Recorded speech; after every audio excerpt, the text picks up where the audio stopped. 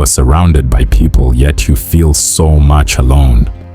You're at a party, nodding along to conversations, but inside you're thinking, is this really what we're talking about?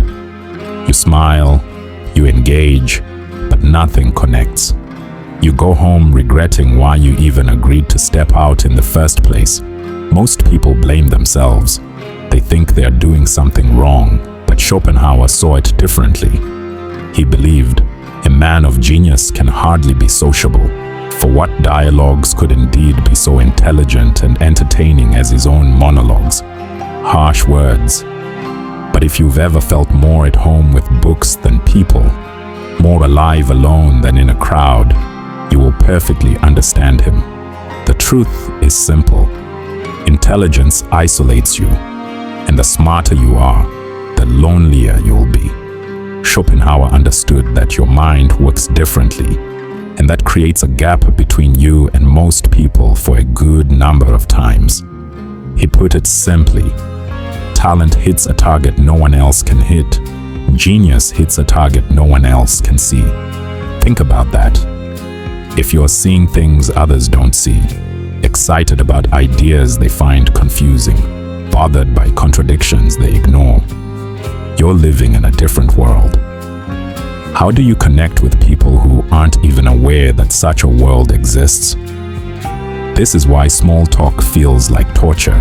This is why you'd rather read alone than attend most social events. Why friendships often feel like work.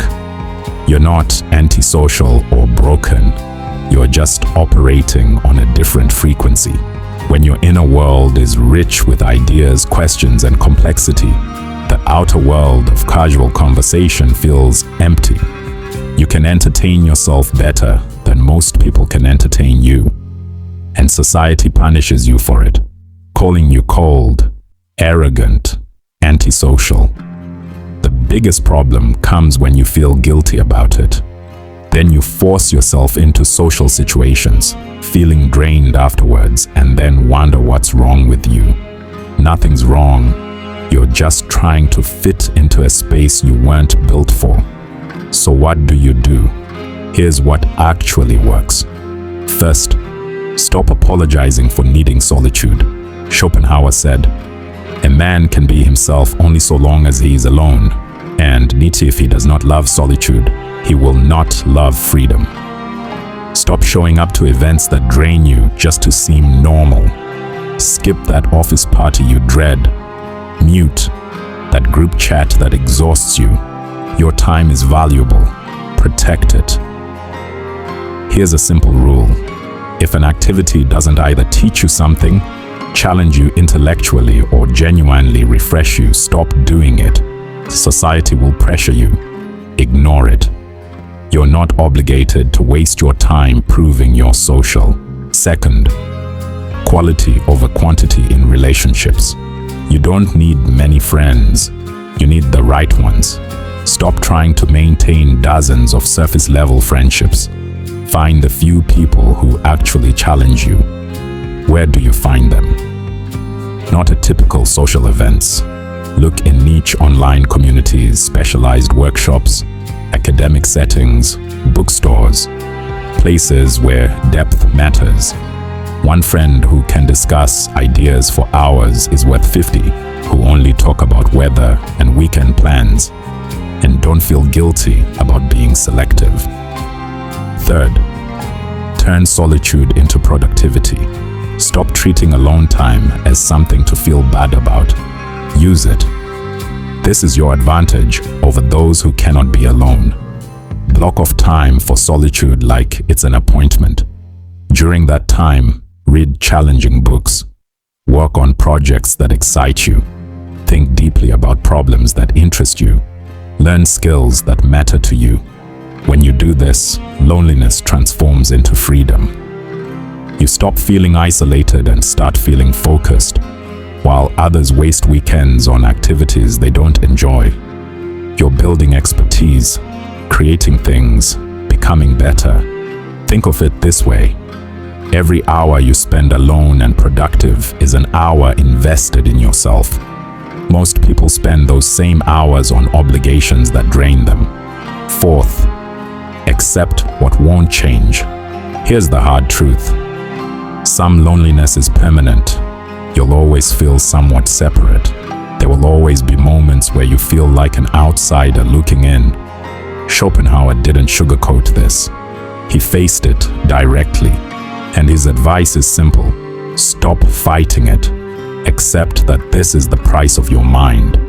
You can torture yourself trying to be someone you're not, showing up to things you hate, maintaining relationships that feel hollow. Or you can accept that depth requires distance. You belong in different spaces than most people. That's not sad.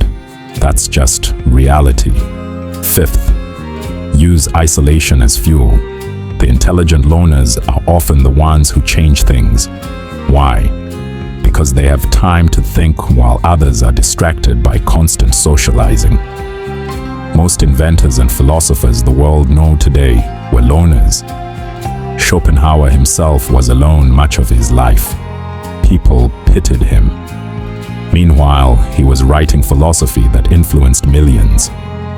His isolation produced something lasting. Your solitude can do the same.